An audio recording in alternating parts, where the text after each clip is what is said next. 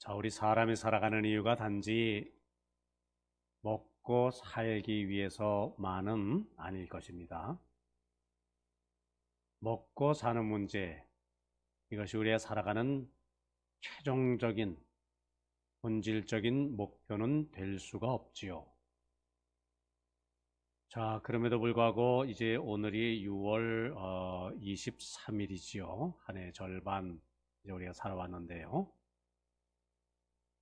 또 전반기는 내가 어떻게 살아왔는가, 잘 살아왔는가, 정말 바람직하게 살아왔는가, 그것을 되돌아볼 때 아마 많은 분들이 그럴 겁니다. 아쉬운 마음, 좀 안타까운 마음, 또는 하나님 앞에 죄송스러운 마음, 그런 삶의 모습을 하나님 앞에 우리가 내어놓지 않을 수가 없지요. 흔히들 시간은 금이다 그렇게 말하면서요, 이 시간의 중요성을 강조합니다. 또 잃어버린 시간은 돈으로 살 수가 없다 하는 말도 있죠. 어리석은 사람은 물질의 손해를 아까워하면서 그 시간의 손실은 아까워할 줄 모른다, 이렇게 하는 말도 있습니다. 이 모두가 다 공통된 점은 뭐지요? 시간의 소중함을 말하는 것이죠. 우리 인생은 시간과 공간의 그물 속에 살아가는 존재입니다. 사람은 시간과 공간의 틀 안에서 이 땅을 살아갑니다. 자, 그 중에서 시간이 더 중요할까요? 공간이 더 중요할까요? 이런 질문은 좀 어리석은 질문이지만은, 공간 안에서 살아간다 무슨 말입니까? 그러니까 내가 어디에 지금 살고 있는가? 그러니까 내가 소유하고 있는 땅이 얼마나 되는가? 내 집은 또 뭐 몇 평짜리 집인가? 뭐 그런 것을 나타내는 단위, 그 공간 안에 우리가 살고 있죠. 사람들은 욕심이 많아서요, 아무리 넓은 공간을 소유한다 할지라도 그것으로 만족하지 않습니다. 인간의 본성이 그런가 봐요. 지구라는 이 공간, 뭐 이것도 모자라서 말이지요. 멀리 달나라까지, 지금 화성, 지금 우주 여행, 우주 탐사, 이것이 그 뉴스거리가 크게 되지는 못하지만은 지금 활발하게 화성 탐사, 또 다른 별이 사람이 살 수 있는 공간인가, 그 연구 활발하게 지금 진행되고 있습니다만은, 어쨌든 이 지구라는 공간도 모자라서 달나라, 별나라의 공간까지도 차지하려는 그런 욕망, 사람의 마음속에 있습니다. 예전에는 달나라 시인의 벗이었죠. 달을 바라보면서 시를 짓고요, 또 개수나무를 노래하고요, 토끼를 노래하고요. 근데 이제는 어떤 눈으로 바라본가? 달의 가치가 얼마나 될까? 누가 먼저 그 땅을 선점하느냐? 선진국 경쟁. 거기에 광물이 얼마나 돈으로 환산하면 얼마나 될까? 이렇게 말이죠. 그렇게 바라보는 시대입니다. 그래서 바로 사람이 공간을 자기 것으로 만들려는 공간 점유욕의 표현. 무조건 공간이면 차지하고 싶은 게 사람의 본성이란 말이에요. 여기 바로 근데 또한 무리의 문제가 있습니다. 바로 이것 때문에 전쟁이 있지요. 이것 때문에 경쟁이 있고요, 다툼이 있고, 죽고 죽이고, 그 문제가 있습니다. 자, 그런데 공간에 비해서 이 시간이라고 하는 것은 얼마나 많이 가지고 있는가, 이것은 문제가 되진 않습니다. 그것을 어떻게 사용하고 있는가? 시간은 그것을 묻고 있는 것이지요. 공간이나 물질은 한 사람이 많이 차지하면 상대적으로 다른 사람은 적게 차지할 수밖에 없습니다. 자, 그런데 시간은 한 사람이 독차지할 수가 없지요. 오히려 모든 사람 다 똑같습니다. 하루 몇 시간? 24시간. 이 시간은 남에게 빌릴 수도 없고요. 돈으로 살 수도 없습니다. 모두에게 공평한 하나님의 귀한 선물이지요. 자, 이 공평한 시간을 어떻게 사용하느냐? 그래서 따라서 각자의 성공과 실패가 있습니다. 시간을 어떻게 사용하느냐에 따라서 그 사람의 생활, 습관, 나아가서 운명까지도 결정이 되지요. 이런 말이 있습니다. 그 사람이 어떤 사람이냐, 그 사람의 인격을 알려면은 세 가지 방향, 그 사람이 가장 많이 사용하고 있는 세 가지 삶의 방향을 살펴보아라. 첫째 방향은 돈의 방향, 무엇을 위해서 돈을 쓰느냐. 둘째는 발걸음의 방향, 어디를 향해서 살고 있는가. 셋째, 시간의 방향. 그런 말이 있습니다. 어느 목사님은 이런 설교 중에 이런 설교했습니다. 존 웨슬리 목사님이라고요. 이분이 참 부지런히 참 열심히 사신 분인데요. 이런 말을 하셨어요. 아무것도 하지 않고 있는 시간이 있어서는 안 됩니다. 그런데 이보다 더 시간을 낭비하는 것은 쓸데없는 일에 시간을 쓰는 것입니다. 그런 말 했어요. 무슨 말일까요? 시간의 방향이 얼마나 중요한가, 그죠? 그것을 가르쳐주는 그러한 말씀이지요. 자, 오늘 말씀으로 돌아와서요. 예수님, 지금 이제 13장이지만은, 남은 시간이 얼마 남지 않았습니다. 예수님의 공생의 이전의 내용은 짧게 나와 있죠. 공생가 시작돼가지고 이제 예수님 부활 승천하실 것까지가 공생의 내용이지만은 그것이 사실은 시간 단위로 기록된 것이 아닙니다. 특별히 뒷부분에 갈수록 예수님의 고난 주간 위주로, 그리고 고난 주간을 앞에 둔 예수님의 거의 마지막 가르침, 성경의 굉장히 중요한 핵심적인 많은 부분을 내용을 차지하고 있는데요. 오늘 이 말씀의 상황이 그렇습니다. 예수님 마지막 남은 세계에 이제 복음 선교 사역에 전적으로 이렇게 헌신하고자, 자, 그렇게 하셨는데요. 거꾸로 그럴 때 헤롯 왕은 예수님을 죽일 계획을 하고 있었습니다. 헤롯 왕, 그런데 우리가 이거 혼동하지 말아야 됩니다. 예수님 태어나실 때의 헤롯 왕은 대헤롯이라고 그래요. 그때와 지금의 헤롯 왕은 다른 헤롯 왕입니다. 그러니까 예수님 태어날 때의 대헤롯, 그 대헤롯이 성전 건축을 시작을 해갔는데 완성을 못했죠. 근데 그 대헤롯이 죽고 나서 그 이스라엘 땅이 네 지역으로 나뉘어졌습니다. 분봉왕 그러죠. 그 중에 하나가 헤롯입니다. 그 아들 헤롯 때에 예수님 십자가에 달려 돌아가신 그 헤롯. 자, 근데 이 헤롯이 그 시대의 양심인 세례 요한을 죽였습니다. 그리고 세례 요한을 죽인 그 칼이 마르기도 전에 또 예수님을 죽이려고 하는 겁니다.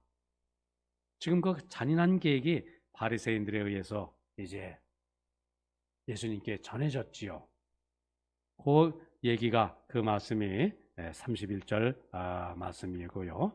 31절이 뭐라고 되어 있죠? 제가 읽겠습니다. 그냥 곧 그때의 어떤 바리새인들이 나와서 이르되 나가서 여기를 떠나소서 헤롯이 당신을 죽이고자 하나이다. 바로 그 상황을 지금 말씀하고 있습니다. 하지만 예수님은 물론 헤롯 왕을 두려워하지 않았습니다. 이 세상에 오셔서 하나님 아버지의 뜻을 이루시고 또 하나님 기뻐하시는 것을 그 사명을 이루는 일에는 그 어떤 장애물도 그 어떤 누구도 예수님의 그 사명을 사명을 방해할 수 있는 그것은 이 세상에 있을 수가 없었습니다. 자, 그래서 예수님이 분명히 말씀하시는 겁니다. 이 32절 말씀입니다. 이르시되 너희는 가서 저 여우에게 이르되 헤롯 왕을 말하지요. 오늘과 내일은 내가 귀신을 쫓아내며 병을 고치다가 제3일에는 완전하여 치리라 하라. 자, 그러나 33절이지요. 오늘과 내일과 모라는 내가 갈 길을 가야 하리니. 이렇게 말씀하십니다. 무슨 말씀입니까? 사명을 확고히 하시는 예수님의 그 굳은, 그 심지 굳은 그 단호한 모습, 그것을 우리가 본문 말씀 가운데서 발견할 수 있는 것이죠. 예수님의 그 확고한 사명감에 대한 자세, 예수님의 그 사명을 다하시기까지 나를 막을 수 있는 것은 아무것도 없다. 그것을 지금 강조하시는 겁니다. 오늘과 내일은 사명을 이루고 3일에는 완전히 이루어질 것이다. 그러므로 예수님, 오늘, 내일, 모레 나는 나의 길을 갈 것이다. 가야만 한다. 자, 오늘을 살아가는 우리들에게도 우리가 가야 할 길이 있습니다.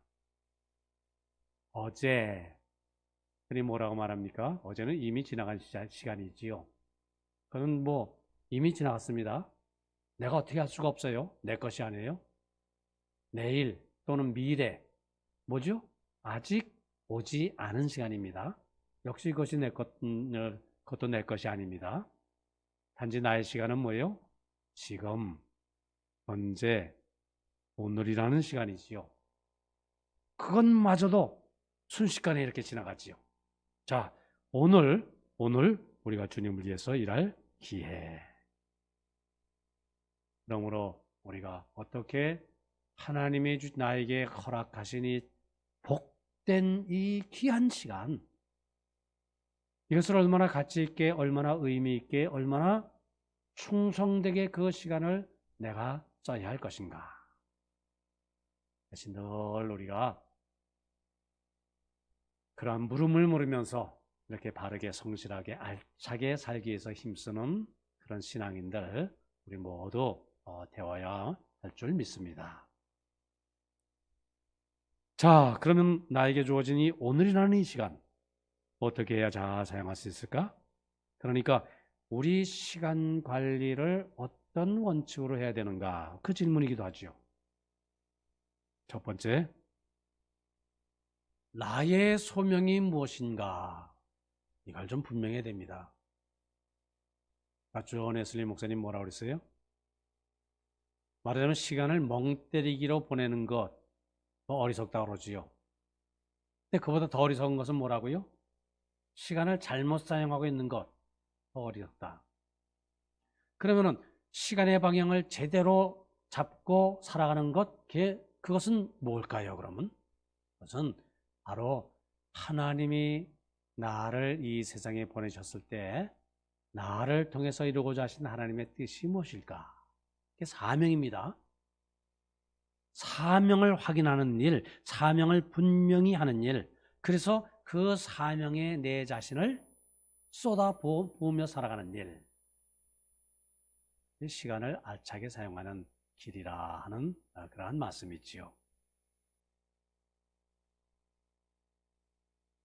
예수님은 하늘나라 복음 전하시다가 십자가에서 인류 구원의 큰 역사를 완성하여야 할 그 사명, 그 소명을 분명히 하셨고요.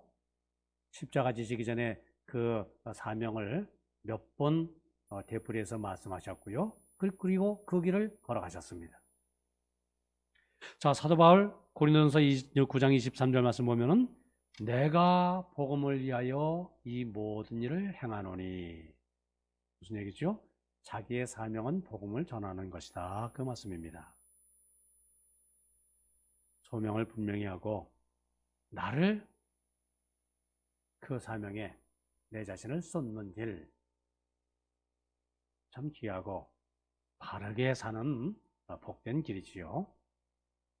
자, 물론 이제 우리는 바울과 같은 선교사는 아니에요.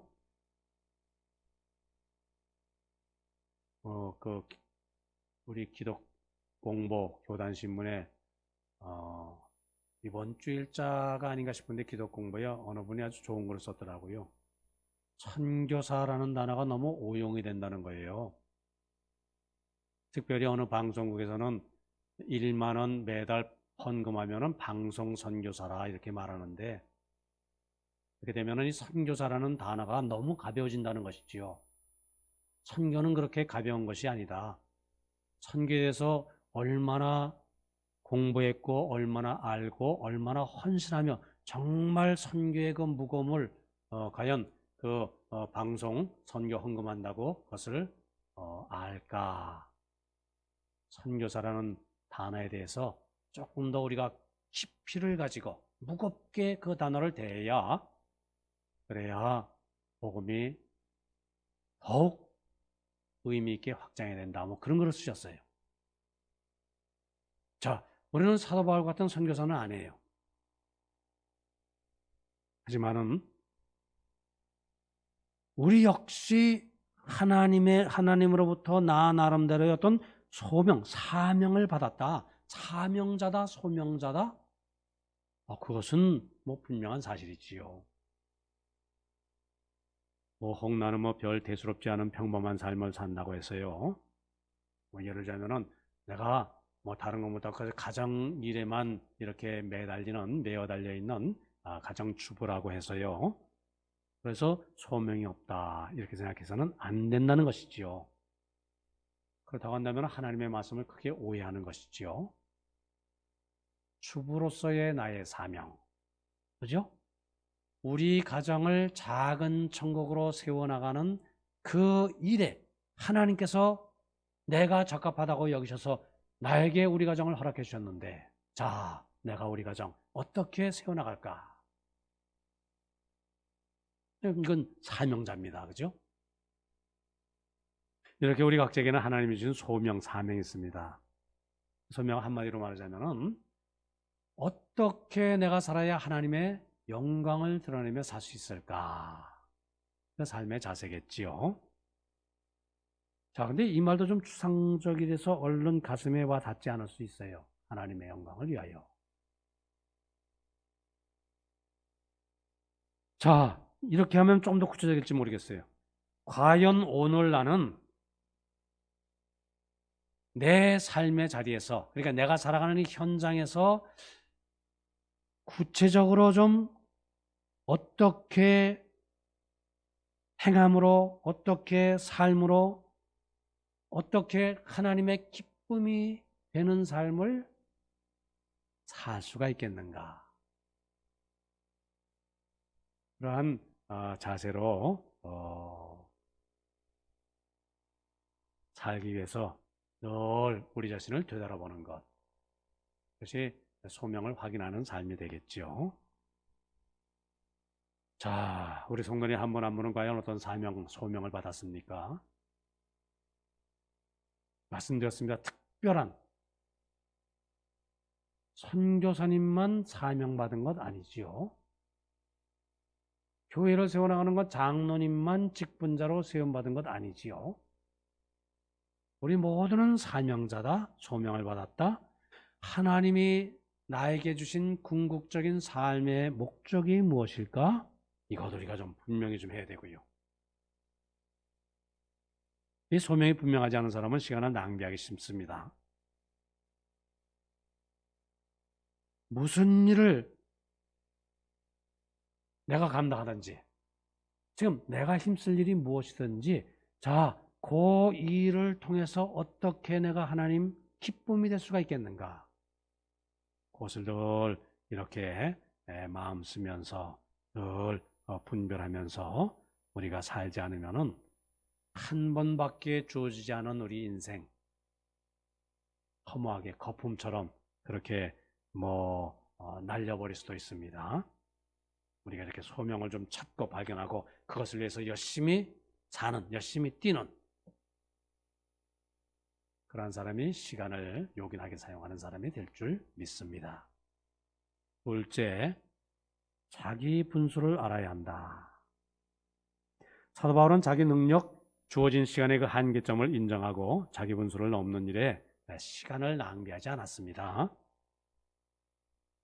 그래서 로마서 12장 3절 말씀 보면은 마땅히 생각할 그 이상의 생각을 품지 말고 오직 하나님께서 각 사람에게 나눠주신 믿음의 분량대로 지혜롭게 생각을 하라. 그렇게 말씀하셨습니다. 자, 우리 주변에는 자신의 한계점을 모르고요. 마냥 나는 좀 더 오래 살겠지. 그렇게 지내다가요. 40대의 세상을 떠나는 사람도 이렇게 보면은 간혹들 있습니다. 무엇보다도 이렇게 자기 분수를 아는 것. 이게 중요하지요. 내가 할 수 있는 일, 내가 할 수 없는 일, 이거 분명하게 선을 긋고요. 할 수 있는 일에 더 많은 시간을 내가 쏟는 일. 참 이게 중요하지요. 지난번 설교 난예배 때 그 말씀을 드렸죠. 라인홀드 니버의 기도. 하나님,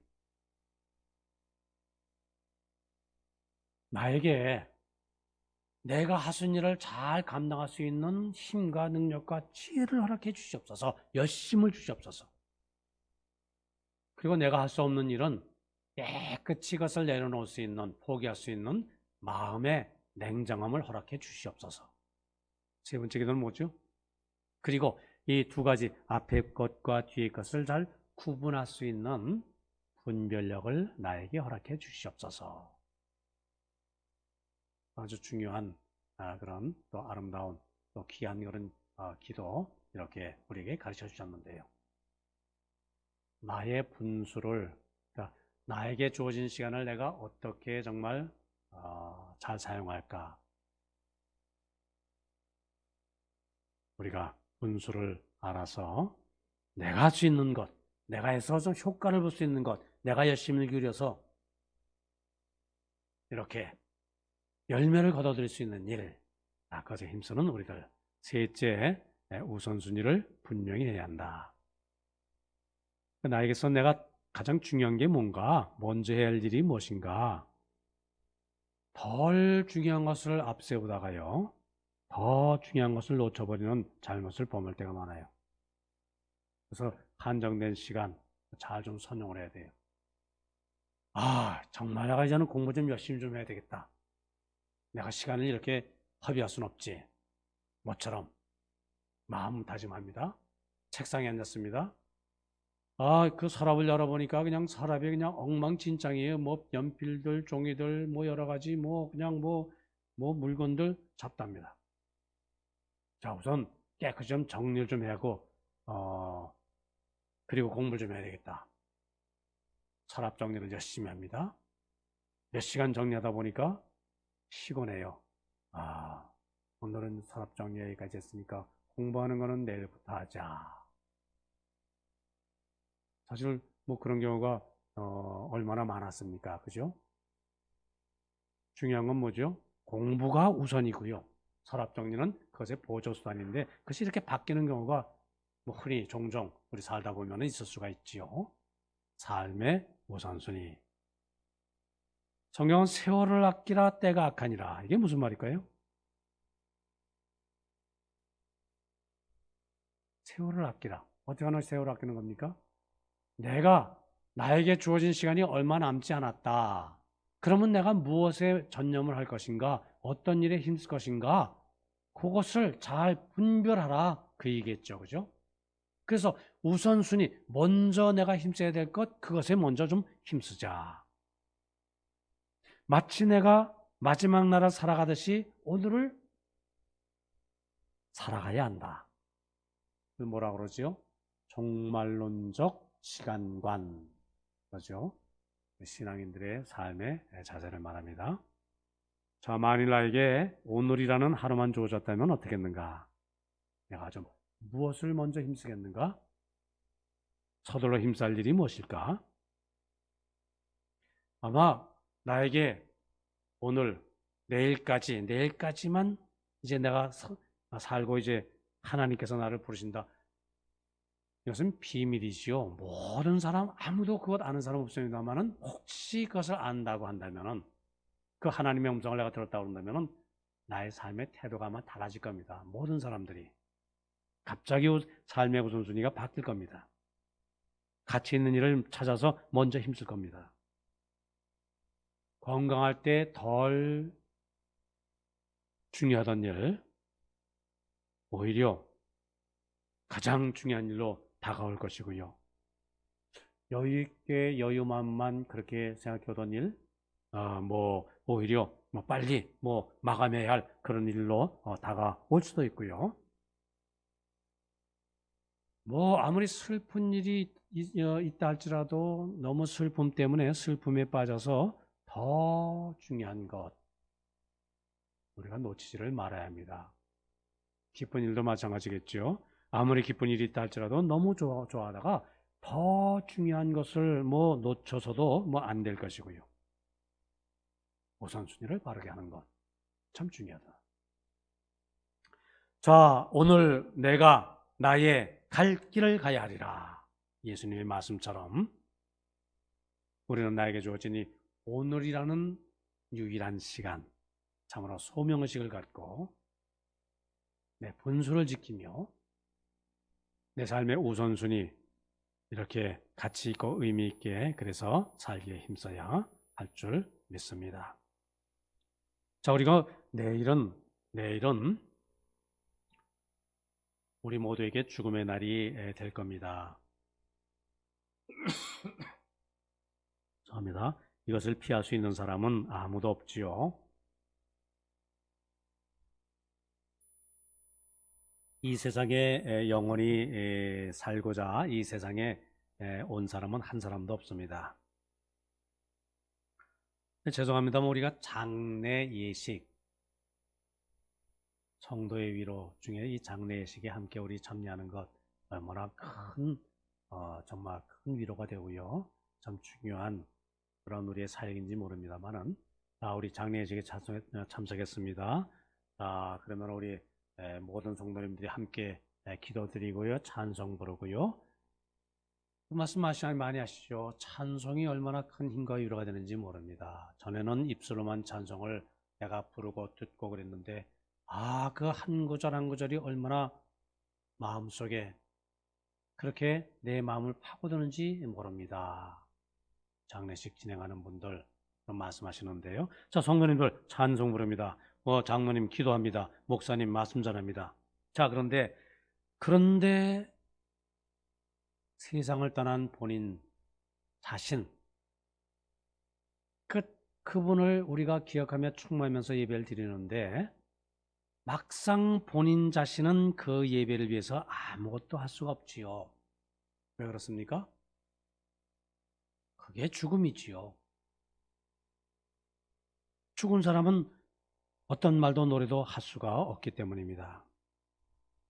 자신을 기억하면서 드리는 예배, 자신을 헌신할 수가 없어요. 그것이 죽음입니다. 죽음은 모든 기회를 다 내려놓는 것, 잃어버리는 것이지요. 바로 내일 우리 모두에게 죽음의 날이 됩니다. 내일을 후회 없이 맞이하기 위해서 오늘 우리는 오늘을 충실하게 살아가야 할 것입니다. 자, 그리고 모레는 하나님의 심판대 앞에 서야 하지요. 죽음 이후에는 심판이 있으리니, 그죠? 어떤 사람이 어느 날 이상한 전화 한 통을 받았대요. 은행에서 걸려온 전화입니다. 보이스피싱이 아닙니다. 자, 선생님 앞으로 어떤 분이 1,440만 원을 우리은행에 예치해 놓았습니다. 자, 그런데 당신은 반드시 이 돈을 오늘 써야 됩니다. 그 돈을 안 쓰면은 그 예치해 놓은 그분이 다시 간다고 합니다. 그럼 이 사람 전화를 받았어요. 이 사람이 좀 어리둥절해가지고, 누가 그래? 1,440만 원? 그 많은 그 귀중한 것을 날 보고 쓰라고 그래? 그러다가 그냥 흥분해서 그거 찾아 쓰지도 못하고 그냥 그날을 보냈대요. 다음날 아침에 또 전화 왔습니다. 선생님 앞으로 어떤 분이 1,440만 원 우리 은행에 예금해 놓았습니다. 오늘 안 쓰면은 그거 다 주인이 다시 찾아간다고 합니다. 자, 의심쩍 하면서 얼른 은행에 갔습니다. 돈을 찾아보았더니 정말 돈이 나와요. 기분 좋게 마음대로 썼습니다. 그 이튿날도 똑같은 전화가 왔습니다. 또 돈을 찾았습니다. 다음 날도. 기분은 좋았지만은 마음속에 좀 불안이 이렇게 싹트고 자라나요. 자, 그런데 어느 날 갑자기 이 뜻밖의 행운이 딱 멈추게 되면은 어떻게 될까? 그런 생각이 들더랍니다. 무슨 얘기죠? 하나님은 우리에게 하루 24시간 주셨어요. 24시간 곱하기 60분이니까 1440분입니다. 하나님 우리에게 1440분 매일 1440만 원은 안 주셨지만은 1440분을 누구에게나 공평하게 똑같이 그렇게 주셨습니다. 오늘 우리는 것을 내 마음대로 사용할 수 있지요. 내 마음, 내 뜻, 내키는 대로. 자, 그렇게 사용할 수 있는데, 그런데 우리가 기억해야 됩니다. 이것은 영원히 계속되는 것이 결코 아니다. 내일 모레에는 하나님이 이렇게 선언하실 겁니다. 이제는 그만이다. 그리고 지금까지 내가 너에게 준 것, 네가 어떻게 그것을 사용했는지 그것 한번 좀 계산해 보자. 이게 뭐죠? 심판이지요. 현세를 위해서 준비를 하면서 내세를 위한 준비를 하지 않는 사람, 아마 잠시 동안은 현명할 수 있지만은 영혼의 눈으로 볼 때는 어리석은 사람일 것이고요. 또 어떤 분은 이런 말 했습니다. 나의 관심은 미래에 있다. 왜? 내 인생의 내일과 모레는 그곳에서 영원히 보낼 것이기 때문이다. 자, 그날까지 우리는 모두가 나의 길을 가야 됩니다. 나의 길. 그 길을 가지 않는 자는 아무도 없어요. 과연 오늘을 내가 어떻게 살고 있는가? 내일을 내가 어떻게 맞을 것인가? 모레는 어떤 모습으로 내가 하나님 앞에 설 것인가?